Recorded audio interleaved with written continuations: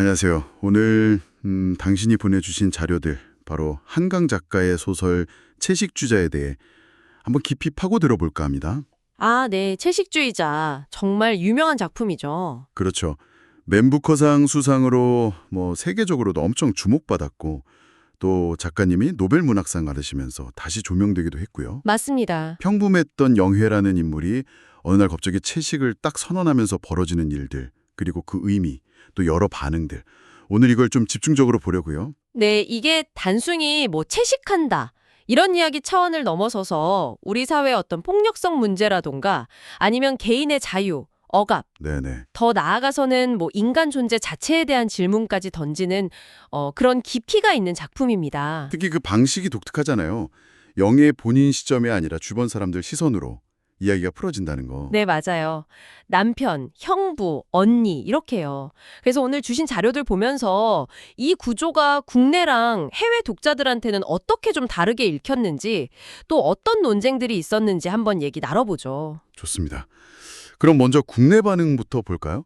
자료 보니까 독자들이 영의 이야기에 좀 불편해하면서도 네, 그렇죠. 불편함이 있죠. 근데 또 동시에 되게 깊이 공감했다는 반응도 많더라고요. 맞아요. 특히 그 한국 사회 특유의 어떤 가부장제, 남성 중심적인 가족이나 사회 구조 같은 거 있잖아요. 네, 그렇죠. 그런 분위기 속에서 개인이 겪는 억압을 이제 영예를 통해서 딱 마주하게 됐다. 이런 의견들이 좀 눈에 띄더라고요. 아, 그래서 그 유명한 장면, 아버지가 막 억지로 고기 먹이려고 하는 그런 장면들이 정말 현실적인 공포로 다가왔다. 이런 얘기군요. 네네, 정확합니다. 그 영예의 채식이 그냥 나 이제 고기 안 먹어 이게 아니라 어떤 사회적인 기대나 억압에 맞서는 저항, 이런 상징으로 많이 읽힌 거죠. 근데 가족들은 전혀 이해 못하고 오히려 막 폭력적으로 통제하려고 하고 또 이게 주변인 시점으로 서술되니까 독자 입장에서는 영예가 안쓰러우면서도 네. 동시에 약간 가해자들의 시선에도 발을 담그게 되는 그런 복잡한 심리를 유발했던 것 같아요. 그 독서 토론 자료에서도 보니까 학생들이 딱 이 지점, 아, 네. 주변 인물들의 폭력성, 방관 이런 거에 대해서 막 토론을 하더라고요. 근데 이렇게 공감하는 목소리도 컸지만 또 논란도 정말 뜨거웠어요. 이게 2007년이었나요? 청소년 유해 매체물로 지정되기까지 했었죠. 네, 맞습니다. 보내주신 블로그 저자분도 어릴 때 읽고 너무 충격받아서 한동안 한국 문학은 쳐다보지도 않았다. 이렇게 고백할 정도니까요. 와, 그 정도였군요. 네. 그 결정의 주된 이유는 아무래도 작품 속에 나오는 폭력성, 그리고 좀 성적인 묘사 때문이었어요. 아, 형부 관련 장면이라던가? 그렇죠.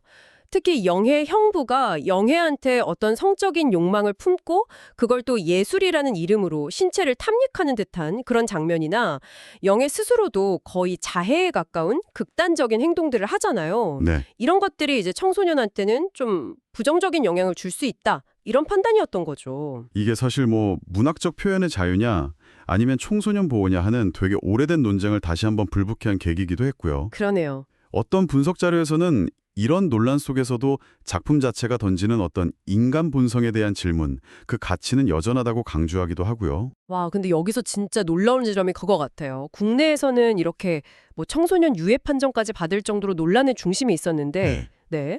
해외에서는 오히려 막 인간 본성에 대한 통찰이다. 극찬을 받으면서 맨부커상을 탔다는 거, 이 대비가 정말 극명하네요. 그렇죠. 이게 당신이 보내주신 자료 속에서도 되게 핵심적인 포인트 같은데 해외 독자들은 뭘 봤던 걸까요? 아무래도 해외 독자들은 뭐랄까 한국적인 어떤 특수한 맥락을 넘어서서 좀 더 보편적인 질문들을 읽어낸 것 같아요. 보편적인 질문이요? 네.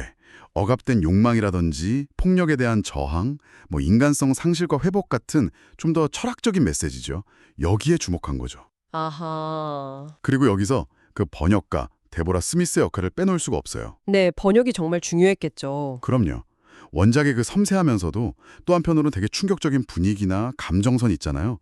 이걸 영어라는 다른 언어로 굉장히 효과적으로 옮겨냈어요.